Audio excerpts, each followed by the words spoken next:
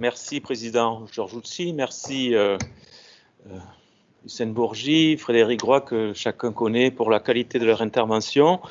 Je voudrais d'abord dire un petit mot pour le Président Mesquida qui en fait réunit le groupe majoritaire aujourd'hui. Donc, vous connaissez son attachement aux questions d'aménagement du territoire. Vous connaissez l'intérêt qu'il porte à plusieurs titres. D'abord parce que les projets sont utiles pour le développement de notre département et en plus, par l'activité qu'ils génèrent, ils sont aussi bons pour les entreprises, bons pour l'emploi et accessoirement, le département étant par ailleurs chargé des questions sociales, ça nous permet dans les investissements que nous portons d'éviter de retrouver via le RSA des situations qui sont compliquées. Donc il y a de la part du département tout un enjeu fort que vous connaissez mais qui se confirme cette année avec le contexte dur que nous vivons pour essayer de sortir et de mettre toute notre capacité, j'y reviendrai tout à l'heure, pour essayer de faire avancer les choses. Sur quelques chiffres pour ne pas être trop long, vous connaissez les enjeux de notre département et je voudrais partager ici le climat d'optimisme qui a été porté par les différents interlocuteurs précédents, notamment parce qu'il y a une convergence de vues au sens politique du terme. Je ne m'étendrai pas là-dessus, ça n'est pas mon rôle, mais par contre la conséquence directe, c'est que désormais les techniciens travaillent ensemble. Mon collègue Olivier Merlot qui est là, avec les collègues de la région, etc. On a entamé tout un tas de discussions pour faire sortir des projets en commun. Et donc là, on sent qu'il y a tout un tas de clignotants qui se mettent au vert. Et c'est une excellente chose, puisqu'au-delà des convergences de vues, il y a des convergences d'actions. Et c'est extrêmement important. En termes de moyens pour 2021, le département a voté son budget en décembre, donc on verra, une réunion est prévue avec la fédération dans quelques jours pour parler de détails de ce programme, donc je ne vais pas m'attarder ici, d'abord parce qu'il y a beaucoup de choses et puis parce qu'on aura l'occasion de les voir plus en détail un petit peu plus tard. Mais sachez qu'en termes de budget pour la partie routière de la question qui nous réunit ici, il y a eu un effort extrêmement important qui est fait puisque notre budget primitif est supérieur de 3 millions d'euros à ce qu'il était en 2021.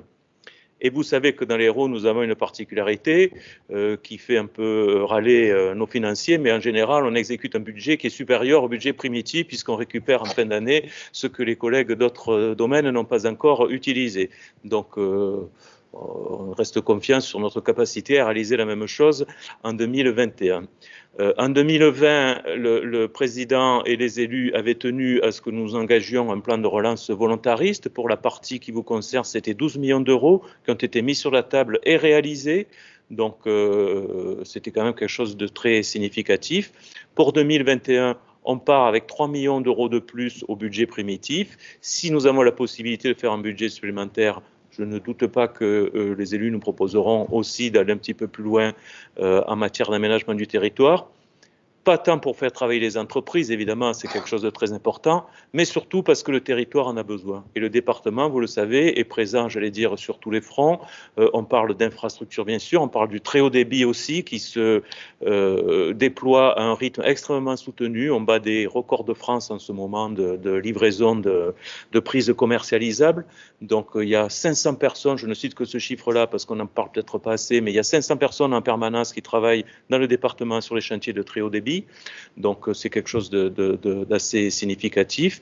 Et puis, on est présent aussi sur tous les grands projets que vous connaissez, qu'on passera en détail, avec un accent fort qui nous est demandé sur tout ce qui concerne la mobilité durable. Puisque certes, on a besoin de se déplacer, mais pas forcément en voiture individuelle, en solo. Et donc, sur les problématiques d'aménagement cyclable, on a un programme de 5 millions d'euros cette année. Sur les aires de covoiturage, où il y a un schéma extrêmement ambitieux qui se déroule depuis plusieurs années, là aussi, le département, sur ses propres infrastructures, en réalisera pour un peu plus d'1 million d'euros. Mais surtout, on est aussi présent, au-delà de notre propre maîtrise d'ouvrage, dans l'aide au bloc communal. Et donc cette année, le président a tenu, et il le dit assez souvent, à ce que l'on puisse emprunter pour continuer à aider le bloc communal. C'est la première année que le département de l'Hérault le fait. Nous allons emprunter pour pouvoir continuer à aider à la même hauteur les projets qui nous sont soumis à travers le bloc communal. Et les précédents intervenants ont signalé également la capacité d'additionner les aides des uns et des autres pour que ces projets sortent, qu'il s'agisse de la région, qu'il s'agisse parfois de l'État ou la métropole dans son périmètre. Ça, c'est sur la partie financière. Donc, on maintient le même niveau d'aide que les autres années dans un contexte qui est extrêmement difficile. Et par ailleurs, le département, à travers son agence d'ingénierie, Aéro-Ingénierie, que vous connaissez, aide aussi les communes à faire émerger des projets, ou du moins à faire émerger des bons projets, c'est-à-dire sans porter de jugement de valeur sur la nature du projet, des projets qui vont jusqu'à terme. Parce qu'on a connu par le passé des affaires qui, parce qu'elles n'étaient pas correctement cernées dès le départ, pouvaient aboutir à des impasses. Là, désormais, avec Aéro-Ingénierie, on se met à disposition des communes pour qu'on puisse sortir des projets qui puissent aller jusqu'au bout. Ça, c'est donc une année qui nous permet d'être très engagés et mobilisés d'un point de vue financier, d'un point de vue d'ingénierie. Vous connaissez l'énergie des équipes à faire avancer les choses. Et nous sommes également attachés à un certain nombre de valeurs. J'évoquais tout à l'heure, et plusieurs intervenants l'ont signalé, tout ce qui est lié à la route durable, à ce virage que nous avons su prendre il y a quelques années pour casser ce discours un peu mortifère, la mort à la route comme seul vecteur de difficulté, alors que la route est un vecteur important de gain de développement durable.